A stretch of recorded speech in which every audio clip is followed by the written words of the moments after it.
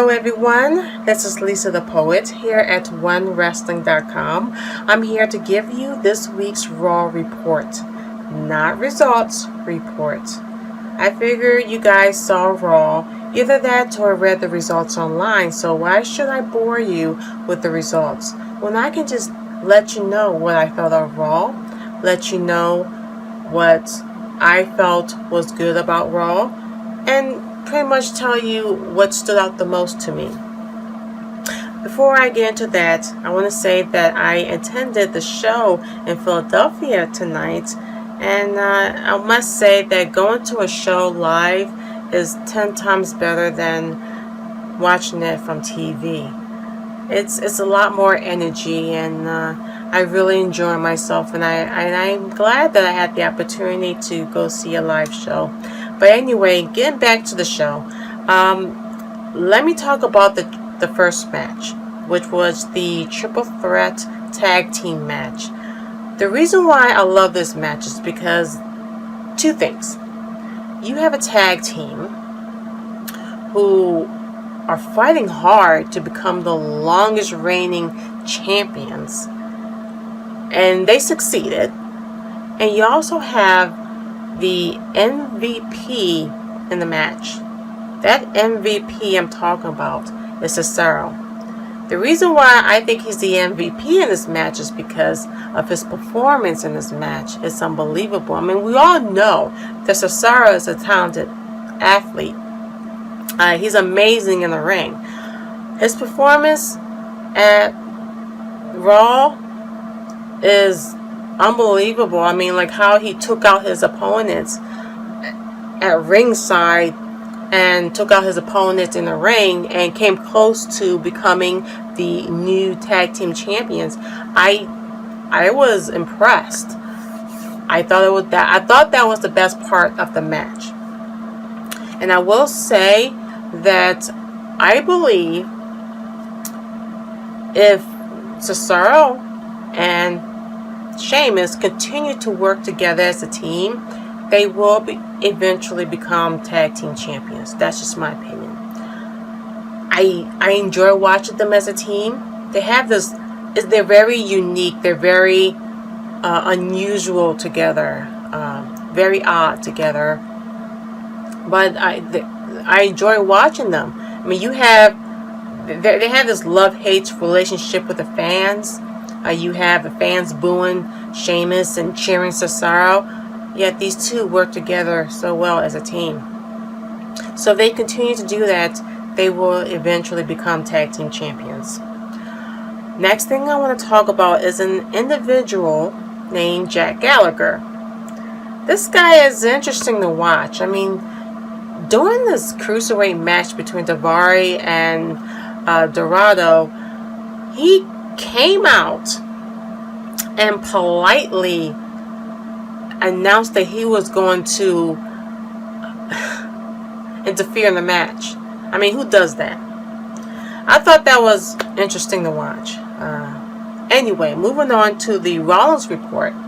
Now, the Rollins Report I found very entertaining.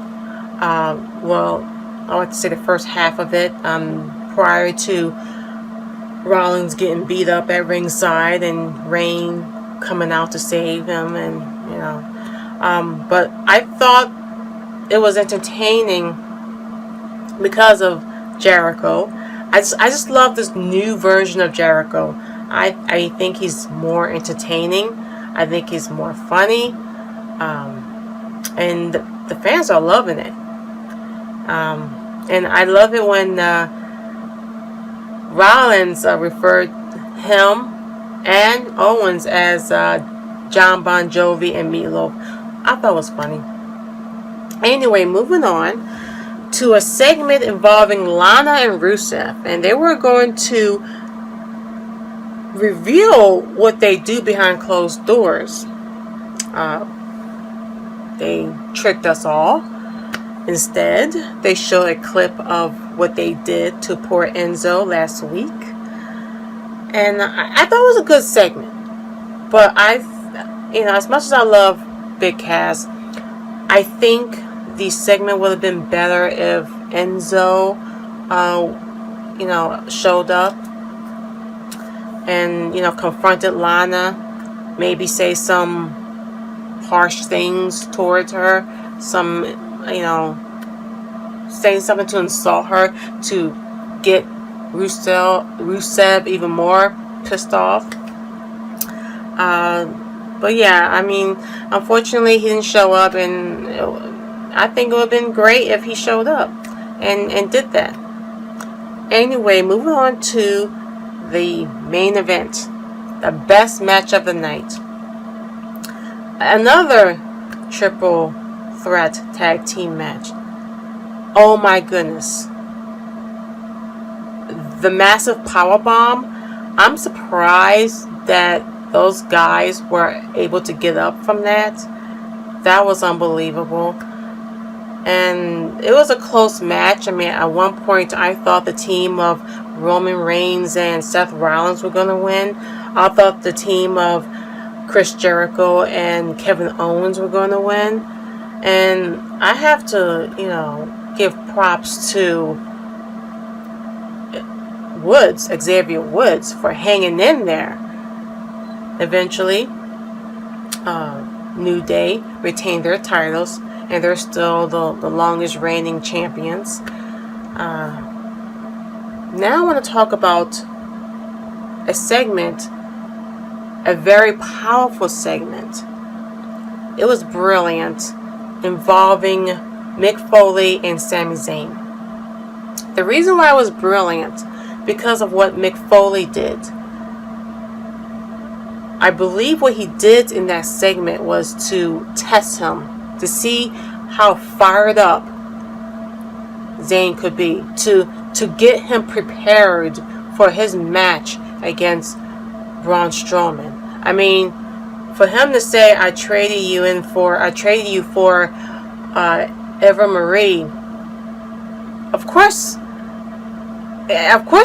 he's going to get fired up for that. Of course. I mean, what? How dare you? I mean, why would you? And I think Mick Foley did that just to see just to see the rage, to prepare him, just to get that rage out of Sami Zayn, and so he can use it towards Braun Strowman, because that's probably Zayn's chance of winning his match against Braun Strowman if he unleashed that rage. So I thought that was brilliant, and it was a very powerful segment. I was hoping to see who will going to come to Raw, but I think this is better to see Sami Zayn, to see how fired up he can get, to help him prepare for his match against Braun Strowman. Overall, I thought it was a great Raw show.